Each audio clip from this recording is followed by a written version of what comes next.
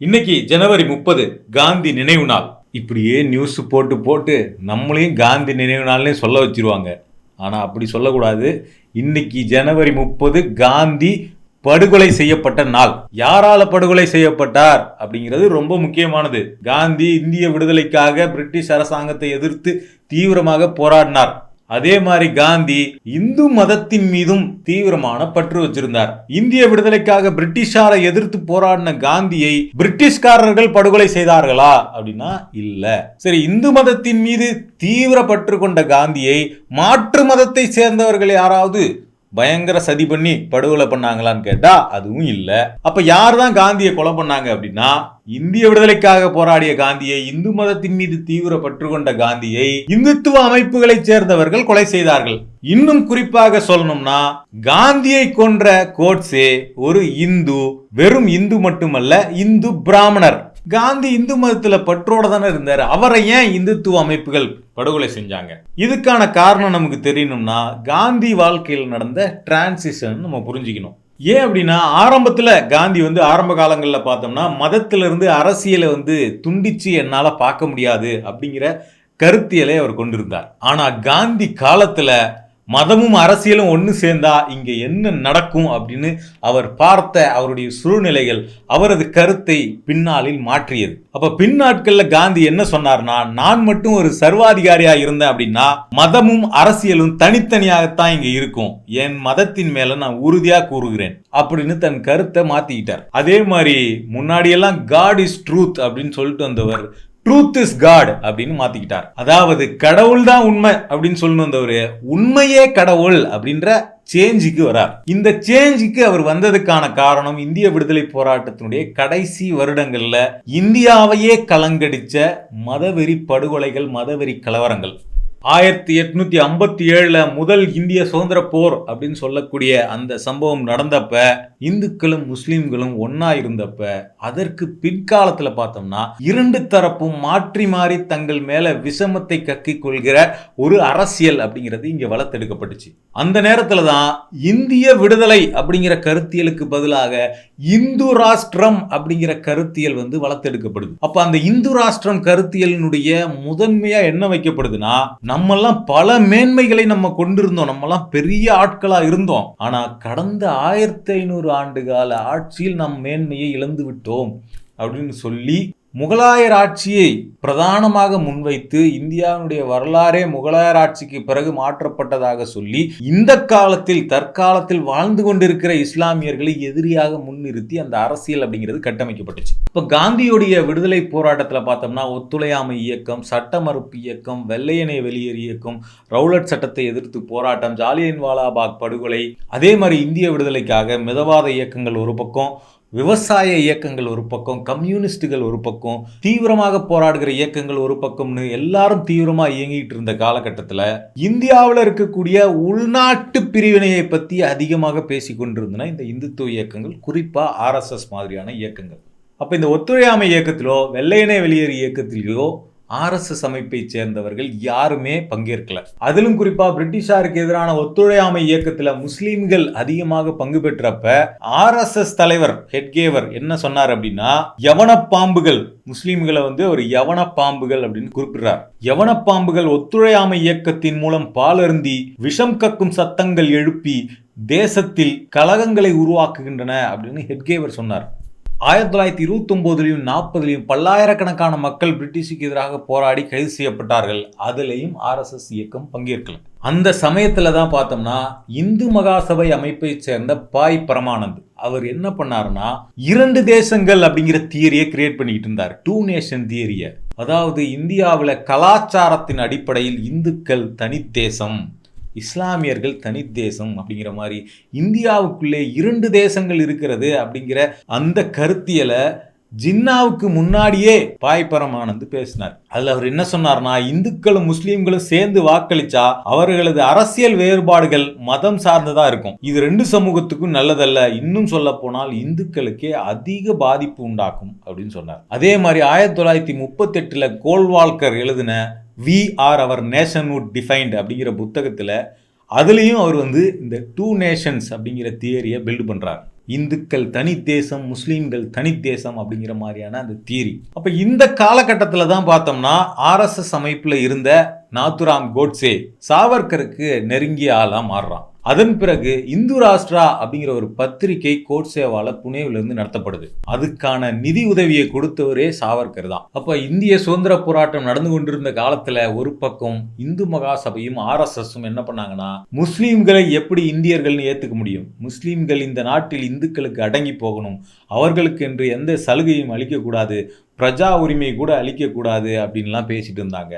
இன்னொரு பக்கம் முஸ்லீம் லீக் ஜின்னா தலைமையில் அவங்க என்ன பேசினாங்கன்னா, சுதந்திர இந்தியாவில் முஸ்லீம்களாகிய நமக்கு வேலை வாய்ப்பு அதிகாரத்தில் இடம் இருக்காது, அவங்க நம்மளை தீண்டத்தகாதவர்களா நடத்துவாங்க அப்படின்னு பேசினாங்க. இதை தொடர்ந்து பார்த்தோம்னா பெங்கால்ல மிகப்பெரிய கலவரம் அப்படிங்கிறது வெடிச்சுது. இந்த கலவரம் பல பகுதிகளுக்கு நாடு முழுக்க பரவுச்சு, தீ மாதிரி பரவுச்சு. அப்ப இந்த கலவரங்களை தடுக்க முடியாம இவ்வளவு உயிரிழப்புகள் இங்க நடந்துகிட்டு இருக்கிறத பார்த்து தான் தோல்வியை ஒத்துக்கொண்டு காந்தி வேறு வழி இல்லாமல் பாகிஸ்தான் தனி நாடாக பிரிவதற்கு ஒப்புதல் கொடுத்தார். அப்ப அந்த நேரத்தில் பார்த்தோம்னா பாகிஸ்தானுக்கு போற வழியில முஸ்லீம்கள் கடுமையா தாக்கப்பட்டாங்க. அதே மாதிரி அங்கிருந்து வந்த இந்துக்களும் தாக்கப்பட்டாங்க. அதே மாதிரி இந்தியாவிலேயே இருக்க முடிவெடுத்த முஸ்லீம்களும் கூட கடுமையான தாக்குதலுக்கு உள்ளானாங்க. அப்ப அந்த நேரத்தில் மதவெறிங்கிறது ரெண்டு பக்கத்திலும் கடுமையான சேதத்தை உருவாக்குச்சு. சொந்த நாட்டிலேயே முஸ்லீம்கள் அகதி முகாம்களில் தங்க வைக்கப்பட்டாங்க. அப்போ இந்த கலவரங்களை தடுக்கிறதுக்காக காந்தி என்ன பண்ணார்னா 1948 ஜனவரி 13 அன்னைக்கு ஒரு உண்ணாவிரதம் தொடங்கினார். அதுதான் சுதந்திர இந்தியாவில் காந்தி மேற்கொண்ட முதல் உண்ணாவிரதம். அப்போ காந்தியினுடைய உண்ணாவிரதத்துக்கு பிறகுதான் கலவரங்கள் அமைதியை நோக்கி திரும்பிச்சு.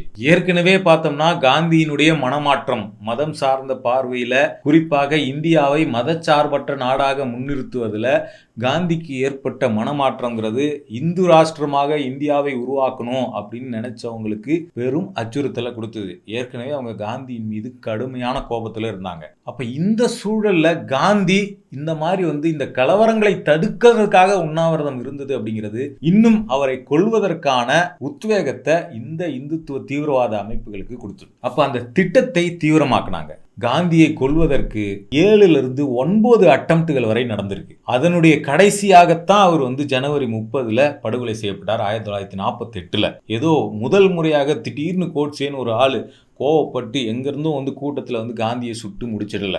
காந்தியை கொல்வதற்கு பல முறை திட்டம் தீட்டப்பட்டு அந்த திட்டங்கள்லாம் ஏதோ ஒரு வகையில் ஃபெயிலியர் ஆகி ஒவ்வொரு அட்டம்ப்ட்லையுமே நூலிழையில் காந்தி உயிர் தப்பிச்சு வந்தவர் தான். கடைசியாக நாதுராம் கோட்சே உள்ளிட்ட குழுக்களால தீவிரமாக திட்டம் தீட்டப்பட்டு ஜனவரி 30, 1948 படுகொலை செய்யப்பட்டார். காந்தியின் படுகொலைக்கு பின்னால ஒரு தீவிரவாத அரசியல் இருந்தது அப்படிங்கிறது தான் நாம இன்னைக்கும் என்றைக்கும் தெளிவாக சொல்ல வேண்டிய செய்தியா இருந்துகிட்டு. அதே மாதிரி இந்தியாவும் பாகிஸ்தானும் பிரிக்கப்படும் போது பார்த்தோம்னா இங்க ரிசர்வ்ல பார்த்தோம்னா ரிசர்வ் வங்கியில பார்த்தோம்னா 375 கோடி இருந்தது. அந்த 375 கோடியில 300 கோடி இந்தியாவுக்கு, 75 கோடி பாகிஸ்தானுக்கு அப்படின்னு முடிவு செய்யப்பட்டுச்சு. அதுல பார்த்தோம்னா 20 கோடி பாகிஸ்தானுக்கு விடுதலைக்கு முன்னாடியே கொடுக்கப்பட்டுச்சு. ஆனா மீதி 55 கோடியை பாகிஸ்தானுக்கு கொடுக்கல. அப்ப அந்த தொகையை மீதி எங்களுக்கு திருப்பி கொடுக்கணும்னு சொல்லி பாகிஸ்தான்ல இருந்து ஜனவரி 1948 ஜனவரி ஃபர்ஸ்ட் வீக்ல இருந்தே தொடர்ச்சியா கடிதங்கள் எழுதிக்கிட்டே இருக்கிறாங்க. அந்த நேரத்துல காந்தி என்ன சொன்னார்னா, இந்த தொகையை அவங்களுக்கு கொடுக்கறதா நம்ம ஒப்புக்கிட்ட தொகையை கொடுக்க வேண்டியது இந்தியாவின் தார்மீக கடமை அப்படின்னு பேசினார். அப்ப அதனால அவர் என்ன பண்ணார்னா அவருடைய உண்ணாவிரதத்திலும் இந்த கோரிக்கையை அவர் வலியுறுத்தினார். ஆனா அதே சமயம் இந்து மகாசபை, RSS போன்ற அமைப்புகள்லாம் 55 கோடியை பாகிஸ்தானுக்கு கொடுக்க கூடாது அப்படின்னு சொல்லி இங்க ஆர்ப்பாட்டங்களை நடத்தினாங்க. ஆனா இந்தியா தான் கொடுப்பதாக ஒப்புக்கொண்ட 55 கோடியை பாகிஸ்தானுக்கு கொடுக்க வேண்டிய நிலை ஏற்பட்டது. அப்ப காந்தியை கொல்வதற்கு இன்னொரு காரணமும் இந்துத்துவ அமைப்புகளுக்கு கிடைச்சது. இந்த சூழல்ல தான் பார்த்தோம்னா முகமது அலி ஜின்னா காந்தியை சந்திப்பதற்காக பிப்ரவரி 3 அழைப்பு விடுத்திருந்தார். அதுக்காக பார்த்தோம்னா காந்தி இந்த கலவரங்கள் நடந்த பகுதிகளின் வழியாக பாகிஸ்தானுக்கு சென்று ஜின்னாவை சந்திப்பதாக இருந்தார். அந்த சந்திப்புக்கு முன்னாடி அந்த சந்திப்பு எக்காரணம் கொண்டும் நடந்துவிடக் கூடாது அப்படின்னு சொல்லி அந்த சந்திப்புக்கு முன்னாடியே காந்தியை திட்டமிட்டு தீர்த்து கட்டிவிட வேண்டும் அப்படின்னு சொல்லி தான் ஜனவரி 30 காந்தி படுகொலை செய்யப்பட்டார். ஒருவேளை அன்னைக்கு பிப்ரவரி 3 காந்தியும் ஜின்னாவும் சந்தித்திருந்தா இன்னைக்கு வரலாறு வேறாக மாறி இருக்கலாம் அப்படிங்கிறது வரலாற்று ஆய்வாளர்கள் சொல்லக்கூடிய கருத்து. ஆனால் அந்த சந்திப்பு திட்டமிட்டு தடுத்து நிறுத்தப்பட்டுச்சு அப்படிங்கிறது தான் நம்ம பார்க்க வேண்டிய விஷயம். இதில் இன்னைக்கு இந்தியாவும் பாகிஸ்தானும் எதிரி நாடுகளைப் போல முட்டிக்கொண்டு சண்டையிட்டு கொண்டு நிற்பதற்கு பின்னால காந்தியின் படுகொலையையும் நாம் இணைத்து பார்க்க வேண்டியிருக்கு. இதுக்கு முன்னாடியே காந்தியை கொல்வதற்காக நடந்த முயற்சிகள்ல ரொம்ப முக்கியமானது அப்படிங்கிறது 10 நாட்களுக்கு முன்னாடி, ஜனவரி 30க்கு 10 நாட்களுக்கு முன்னாடி 1948 ஜனவரி 20 அன்னைக்கு ஒரு முயற்சி நடத்தப்பட்டுச்சு. அதில் என்ன பிளான் பண்ணாங்க அப்படின்னா, காந்தி ஒரு பிரார்த்தனை கூட்டத்தில் கலந்து கொண்டிருப்பார். அந்த கூட்டம் நடந்துக்கிட்டு இருக்கும்போது அந்த கூட்டத்தினுடைய மதில் செவர், அந்த மதில் செவரில் ஒரு குண்டை வச்சு வெடிக்க வச்சு அந்த செவரை தகர்க்கிறது. அந்த செவரு தகர்க்கப்படுறதை பார்த்து அங்கே இருக்கக்கூடிய கூட்டம் செதறி ஓடும்.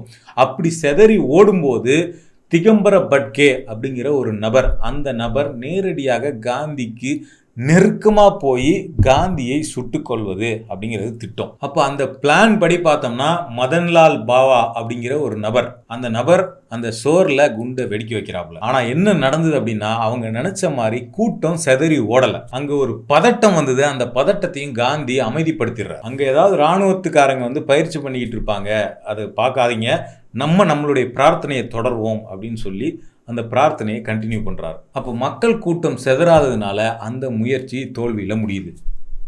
இதே மாதிரி இதுக்கு முன்னாடியெல்லாம் பார்த்தோம்னா காந்தியை கத்தி வச்சுக்கிட்டு கொலை பண்ண ஒரு முயற்சி நடந்தது.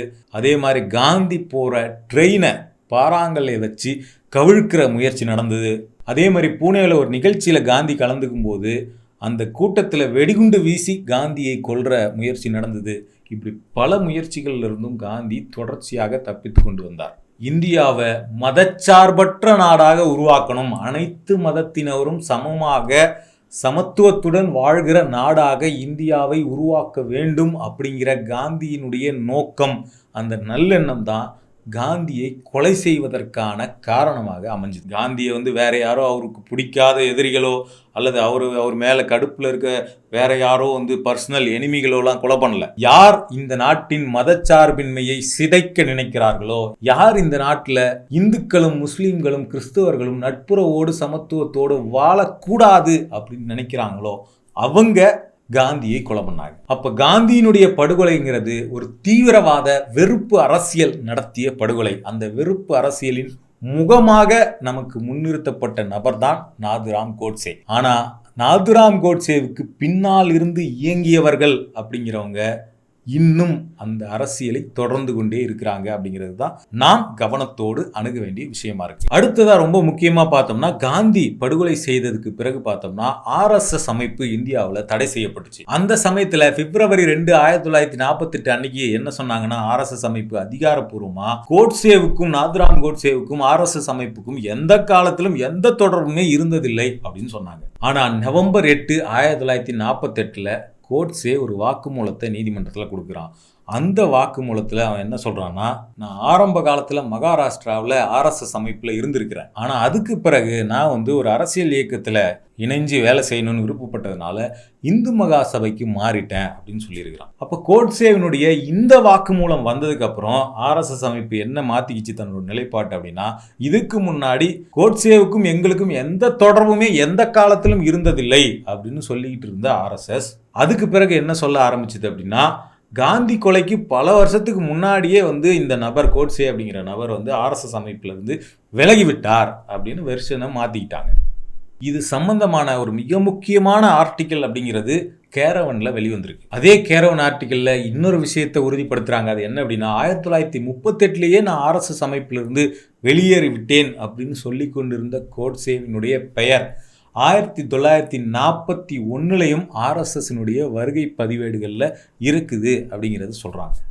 அது மட்டும் இல்லாமல் கோட்சே மட்டும் இல்லாமல் பல RSSனுடைய உறுப்பினர்கள் பார்த்தோம்னா இந்து மகா சபை RSS ரெண்டுலையுமே சேர்ந்து 2 அமைப்புகளுக்காகவும் வேலை பார்த்திருக்கிறார்கள் அப்படிங்கிறத அவங்க முன்வைக்கிறாங்க. அதே மாதிரி நாதுராம் கோட்சேவினுடைய சகோதரர் கோபால் கோட்சே அவர் 1994 ஃப்ரண்ட் லைன் இதழுக்கு கொடுத்த பேட்டியில் பார்த்தோம்னா என்ன சொல்றாருன்னா, நாதுராம் கோட்சே RSSஐ விட்டு விலகியதே இல்லை அப்படிங்கிறார். அவர் என்ன சொல்றாரு, சகோதரர்கள் நாங்கள் 4 பேர் எங்கள் வீட்டில், நாங்கள் 4 பேருமே எங்கள் வீட்டில் வளர்ந்ததை விட RSS பயிற்சி கூடங்கள்ல தான் வளர்ந்துருக்கிறோம். ஆனா RSS அமைப்பு நாத்துராம கை கழுவின விதம் எனக்கு அதிர்ச்சியா இருந்தது அப்படின்னு சொல்லியிருக்காப்ல. யாரு? நாத்துராம் கோட்சேவினுடைய சகோதரர் கோபால் கோட்சே. அப்ப கோட்சேவினுடைய வாக்குமூலம் அப்படிங்கிறது, நீதிமன்றத்தில் கொடுத்த வாக்குமூலம் அப்படிங்கிறது, இந்த கொலையில கோட்சேவுக்கு பின்னால் இயங்கிய பல பெரும் தலைகளை தப்பிக்க வைப்பதற்காக சொல்லப்பட்டது அப்படிங்கிறது தான் இந்த ஆர்டிக்கிளில் கொடுக்கப்பட்டிருக்கிறது. அதுக்கு இன்னொரு ஆதாரம் என்ன அப்படின்னா,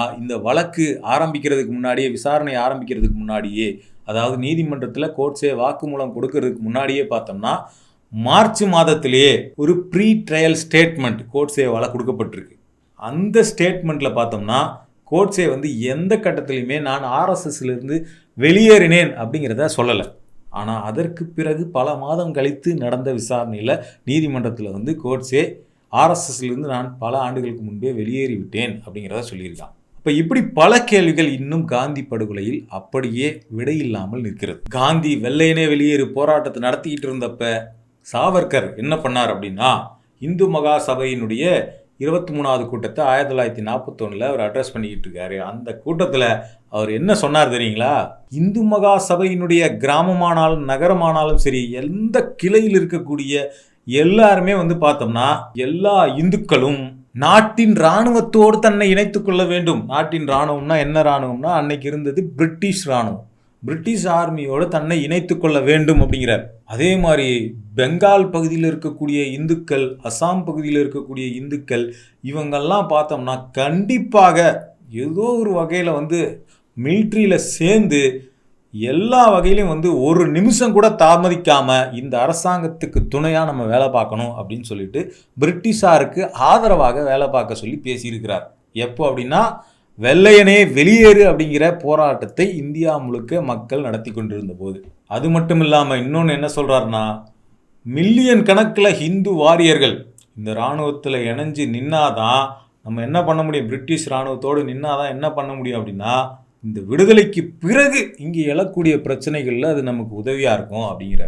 எதை சொல்ல வர்றாருன்னா, அவங்களுடைய நோக்கமான இந்த மத ரீதியான சிக்கல்களை பற்றி சொல்கிறார். காந்திக்கும் இந்துத்துவ அமைப்புகளுக்கும் எங்கே சிக்கல் வந்தது, எதனால் காந்தியை கொன்றார்கள் அப்படின்னா, காந்தி மதச்சார்பின்மையை முன்வைத்தார். இந்துத்துவ அமைப்புகள் இந்து நாடு இந்தியா, இங்கே மற்ற மதத்தினவர்கள் இங்கே அவங்களுக்கு சம உரிமை கிடையாது அப்படிங்கிறத முன்வச்சாங்க. அப்போ தீவிரவாதம் மதச்சார்பின்மையை வீழ்த்தியது. இதுதான் காந்தி படுகொலையினுடைய வரலாறு. தொடர்ச்சியாக இந்த மாதிரியான வீடியோக்களை பார்க்க யூடர்னை சப்ஸ்கிரைப் பண்ணுங்கள். யூடர்ன் அப்படிங்கிறது பொய் செய்திகளை முறியடிக்கிறதுக்காகவும் வெறுப்பை வீழ்த்துறதுக்காகவும் சுதந்திரமாக நடத்தப்படுற ஒரு சுதந்திர ஊடகம். இந்த ஊடகம் எந்த ஒரு அரசியல் கட்சியினுடைய நிதியிலும் நடத்தப்படுற ஊடகம் கிடையாது. மக்களாகிய நீங்கள் கொடுக்குற பணத்திலும், யூடியூப், கூகுள் ஆட்ஸ் மாதிரி வரக்கூடிய பணத்திலும் தான் இந்த ஊடகம் நடத்தப்படுது. யூடர்ன் செய்கிற இந்த வேலை முக்கியமானது, இது சரியாக இருக்குது அப்படின்னு நீங்கள் நினச்சிங்கன்னா ஸ்க்ரீனில் தெரிகிற இந்த QR கோட் மூலமாக உங்களால் முடிஞ்ச டொனேஷன் அனுப்பி யூடர்னுடைய வளர்ச்சிக்கு உதவலாம்.